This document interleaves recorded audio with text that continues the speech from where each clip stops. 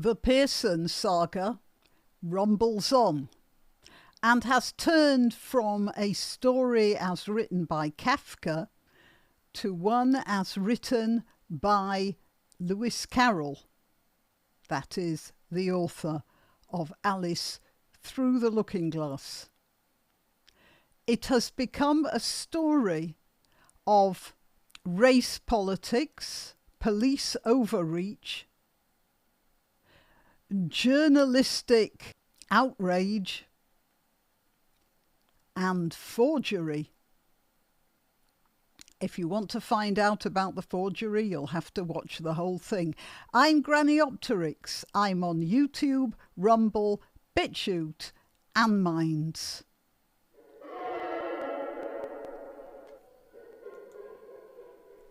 So, this is the article in The Guardian explaining about the tweet that the police tried to con Allison Pearson with.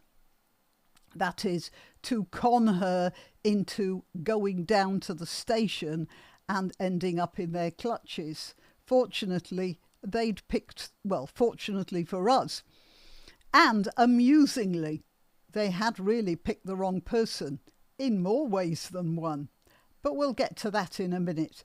These are screenshots of The Guardian.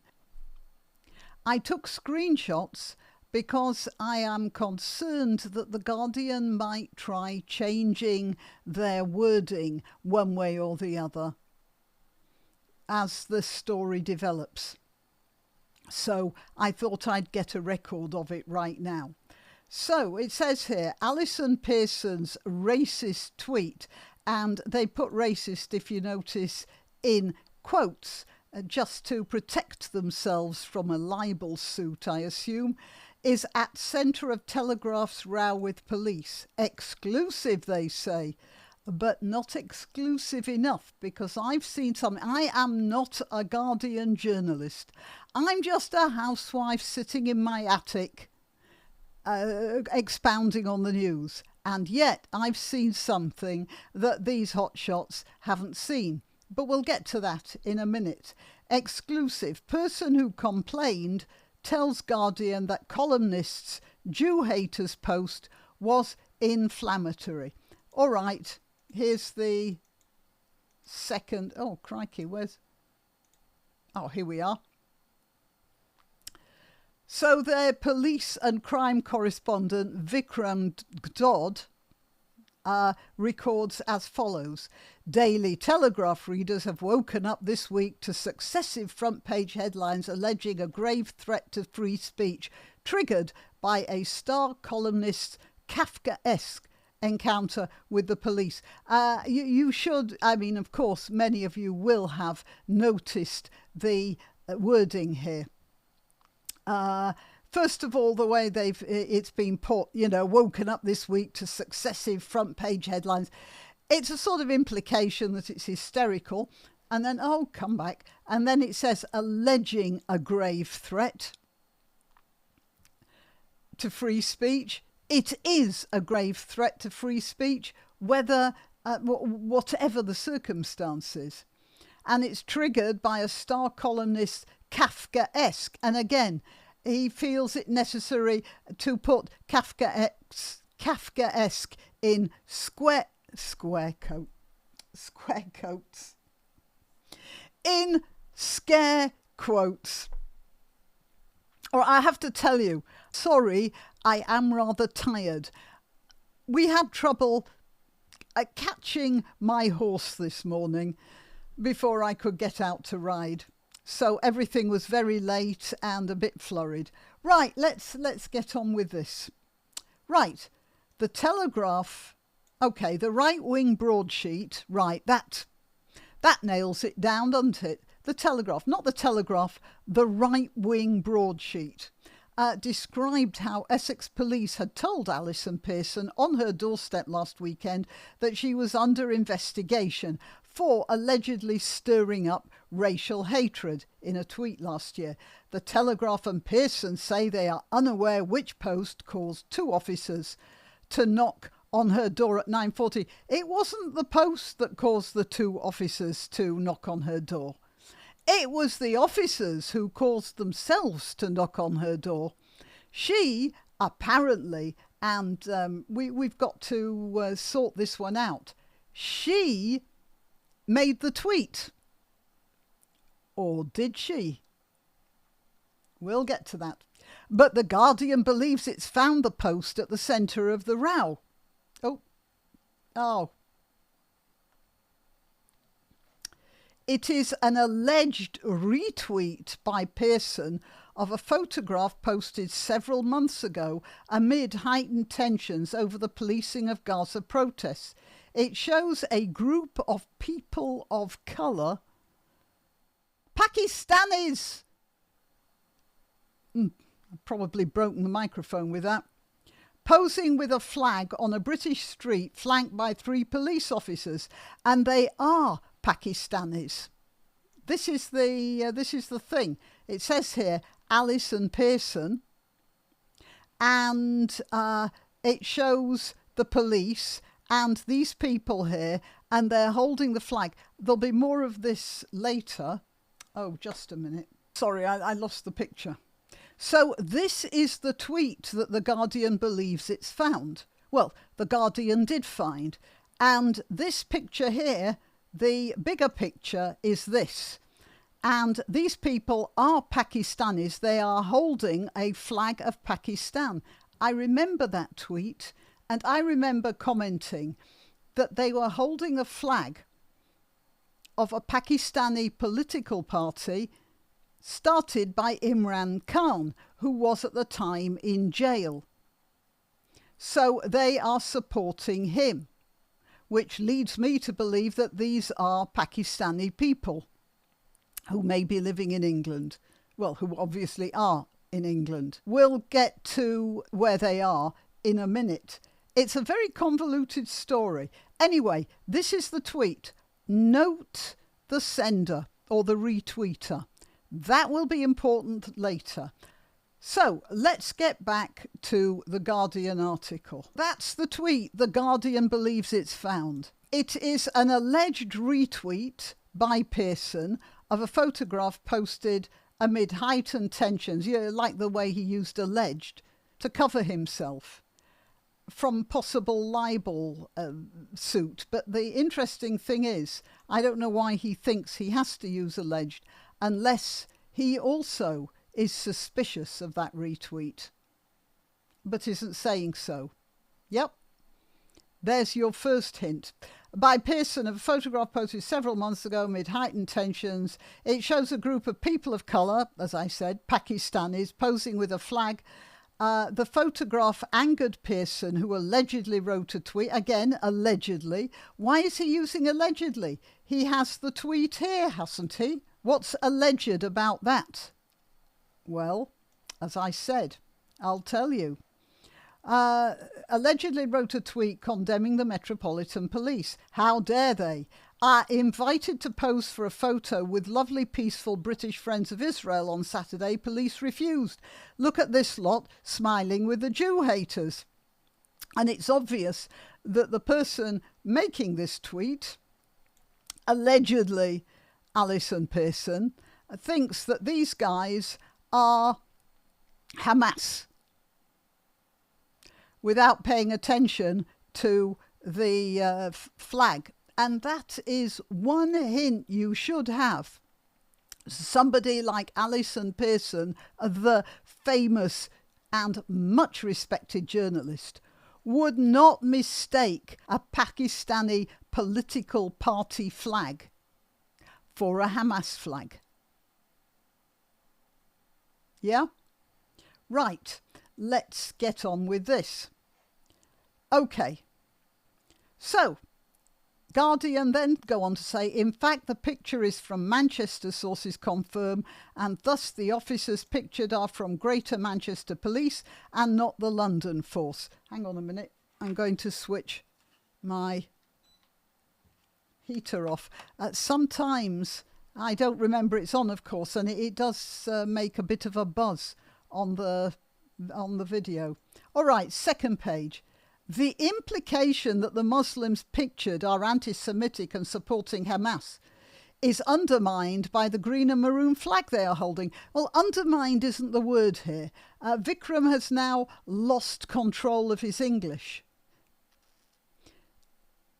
It's not an implication, it's an obvious belief that those people were standing up for Hamas and not for the political party that they are standing for. So it's obviously a misunderstanding. It's nothing to do with being undermined.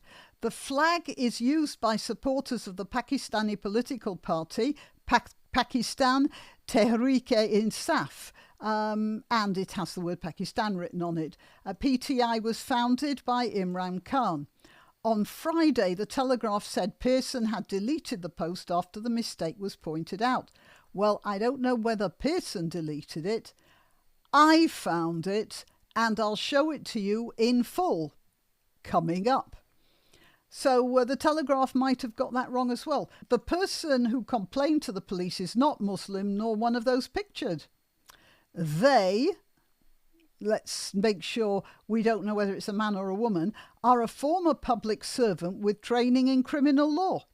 Yeah, I wonder exactly what that training is, because it seems to be a common practice now to elide such things. Rachel Reeves is Chancellor of the Exchequer on the strength of her being an economist for the Bank of Scotland or the Halifax. I mean, it changes. And it turns out the latest news is that she headed the complaints department. Right. Okay, so I don't know what this training in criminal law is. I mean, you can say the average copper has training in criminal law, and we all know how well they understand that. Anyway, to press on. They wish to stay anonymous, fearing reprisals, or maybe fearing somebody finding out that their training in criminal law was being given a leaflet on who to let through the door and whom you had the right to search. Yeah? Anyway, especially from far-right elements. Oh yeah, let's the far-right thugs should have been the word, shouldn't it? But told The Guardian the post by Pearson was racist and inflammatory, which she denies. They added, Pearson tweeted something that had nothing to do with Palestine or the London protests. Well, the tweet thought it had something to do with the Palestine protests, and an honest mistake is an honest mistake. But let's see whether Pearson actually did tweet that. Here, I'll show you the tweet again, as quoted by The Guardian. It was first put out by Ben Unwine, and then retweeted by Allison Pearson, according to The Guardian. Let's continue. Her description of the two people of colour as Jew haters is racist and inflammatory. Well, I don't see how it's racist. You get lots of people who hate Jews who come from all branches of different types of human beings, don't you? So I don't see what's racist about that. And again, it seems to have come from an honest mistake of confusing people standing for a Pakistani political party with Hamas, considering that there were Hamas people around somewhere at the same time. Well, look, if they had been Hamas supporters, then they would have been Jew haters, because Hamas is by its very constitution a Jew-hating entity. We know that. It starts off its founding constitution, its statement of intent, as in the very first paragraph. We're going to wipe all the Jews off the planet, basically, is what they say. Hang on, I'm going to find the Hamas Charter. Just a minute. I'll find it. Remember, you won't feel a thing. You see, I said it wouldn't take more than a split second, didn't I? I also took the opportunity to get myself some water. Trouble with that fan heater is it dries the air. Something horrible. Okay, so this is all about the Hamas covenant. It's a comprehensive manifesto comprised of 36 separate articles, all of which promote the basic Hamas goal of destroying the state of Israel through jihad. Article 6 says, the Islamic resistance movement is a distinguished Palestinian movement whose allegiance is to Allah and whose way of life is Islam. It strives to raise the banner of Allah over every inch of Palestine. And this is in the preamble. Israel will exist and will continue to exist until Islam will obliterate it, just as it obliterated others before it.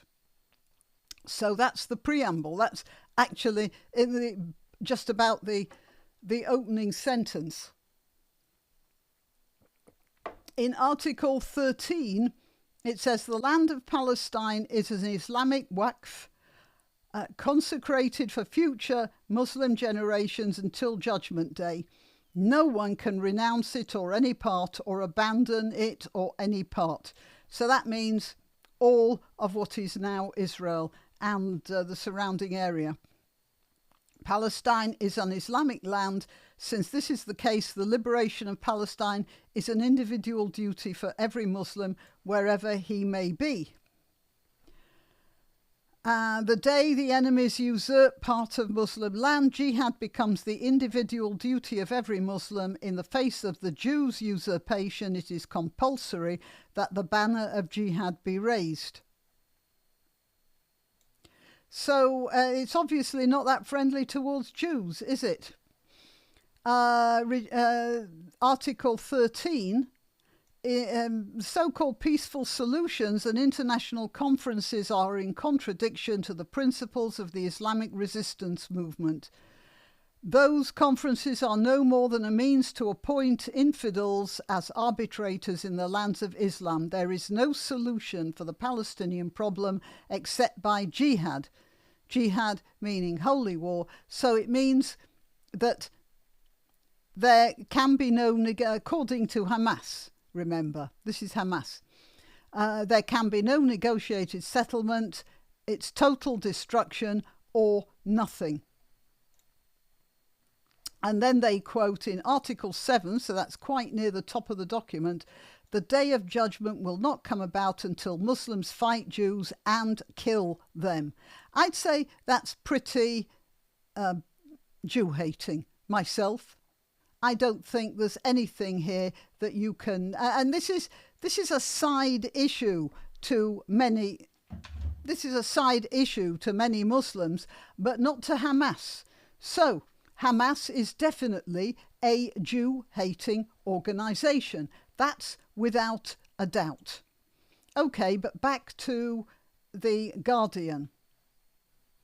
So he said a description of the two people of colour as Jew haters is racist. No, a description of them thinking that they are Hamas is not racist and is not inaccurate. So it's not inflammatory either. It's no more than an expression of the truth. The fact that this person had made an honest mistake of identity is another issue altogether. The row has led Essex Police to report the Telegraph to a media standards body, claiming some of its reporting has been false. But I want to tell you something. Some of the Guardian reporting is false as well, and more false than this. Right? We're working our way towards that. The force has also set up a gold group. Yeah, right. Used by police to deal with a critical incident. Yeah, this probably iron pyrite group would be more accurate. Iron pyrite, by the way, is colloquially known as fool's gold. Right. Last Sunday, officers visited Pearsons' home. All right, let's have a look at the final page.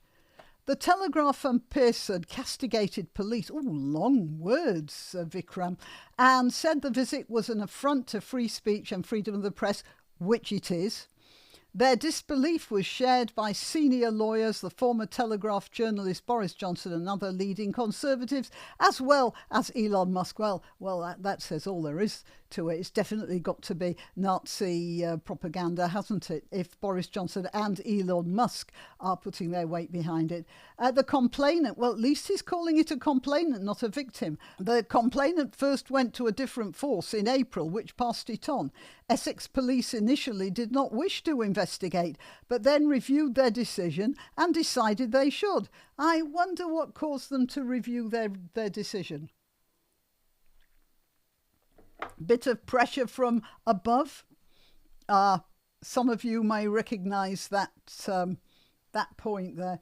Okay, the complainant said, "As a former public servant, I was concerned about the tweet that Pearson put out last year, so much so that I reported it to the police. I have no political affiliation and will call out racism, anti-Semitism and Islamophobia when I see it." You know, it's sort of interesting. People are putting anti-Semitism and Islamophobia into the same bracket. And that's what our government have been doing. And they're definitely nothing like in the same bracket. But that's for another video, I suppose. This is not a debate about free speech. Oh, yes, it is. This is about a journalist who tweeted something false. But did she? Aha. During the height of the tensions in London, she could have tweeted an apology stating she was wrong. She didn't. But why should she if she didn't send the tweet? I shall proceed. I'm not a left-wing activist. Oh, yeah. Pull the other one. It's got bells on it. I am a member of the public. Oh, yes, of course. Totally disassociated from everything. Shocked by her original tweet, and her recent doubling down is not helping. I haven't noticed any doubling down. She said she can't remember what she sent a year ago. And the police say it's been deleted anyway, which it hasn't. I mean, nobody seems to know what's going on here. In a post on X on Thursday, Pearson wrote, "The British people deserve to be informed about the Kafkaesque state of their justice system. Instead of solving frightening crime, police are frightening people." Oh, that's wonderful. Pearson, you are a genius. Absolutely spot on. The visit by officers to Pearsons' Essex home was captured on body-worn video. A source insisted police were polite. Look, it doesn't matter how polite they were threatening her. You can threaten somebody and still be polite. They had the whole force of the government behind them. They were two people who were standing there telling Pearson that the sky was about to fall in on her, and they were doing it politely, maybe. That's neither here nor there. What we're talking about is the sky falling in. And merely trying to arrange a proper interview. No, and never let yourself be inveigled into a friendly chat with the police, as has been frequently noted on many of the comments under my videos and others. The police are not your friends. You cannot have a friendly chat with them. They used to be your friends. They aren't anymore. That is bad for the entire legal system, really, because it means ordinary people are less likely to volunteer to help police or to give evidence in any way, or to be witnesses. This is not serving the police well. It is not serving the police well. If you think of the police as a force for preventing crime or ensuring that justice is served. But it doesn't look like the police are doing that anymore, does it? What the police are doing now is serving the government.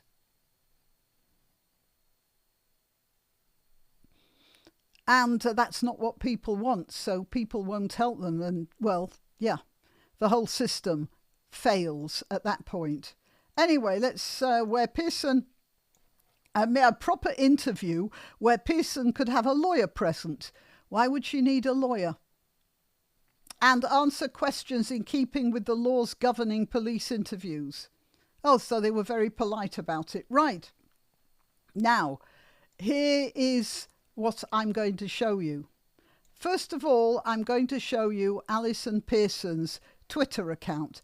There's Allison Pearson, and this is her address. At Allison Pearson.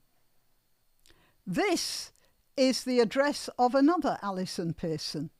Her address is Mrs. Pearson 2014. Now, it's true, you might confuse the two. After all, she has blonde hair and Allison Pearson, has blonde hair. And to some people, two blonde-haired Western women look pretty much the same, which could be a reason for confusing these two people, except there's something else going on. So I'm going to show you the original tweet. This is the original tweet. You see that there? Allison Pearson, Mrs. Pearson 2014. And this is what she says. How dare they? Invited to pose for a photo with lovely peaceful British Friends of Israel on Saturday, police refused. Look at this lot smiling with the Jew haters. Okay? So she's looked at that and thought that was some sort of Hamas flag. And this was tweeted by Mrs. Pearson 2014, or retweeted. It was first tweeted by Ben on Wine and then retweeted by this Allison Pearson. Now, do you notice something about that? How dare they? Invited to pose for a photo with lovely peaceful British Friends of Israel on Saturday, police refused. Look at this lot smiling with the Jew haters. Notice the wording. Now, how dare they? Invited to pose for a photo with lovely peaceful British Friends of Israel on Saturday, police refused. Again, it's the same wording with the comma here missing as it was in the other one. Here, I'll bring it back. On Saturday, comma missing, police refused. Look at this lot. Yeah?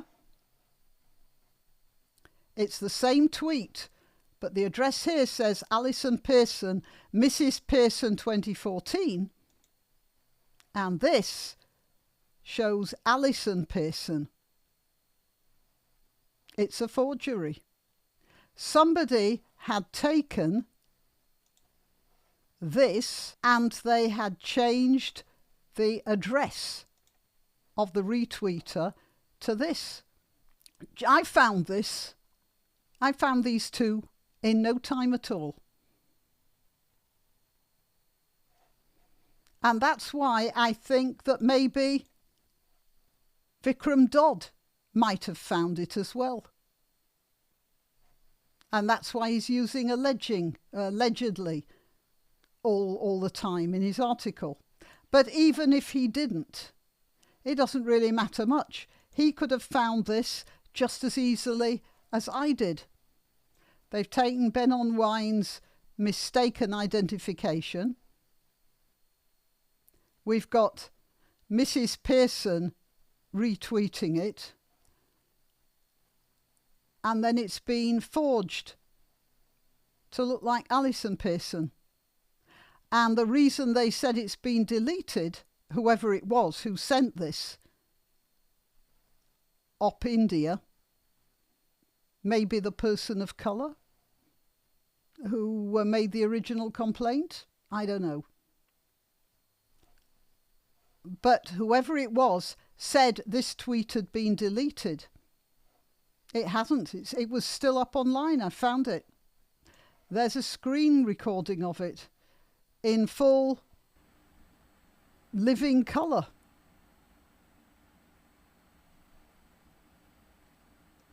But they changed the address.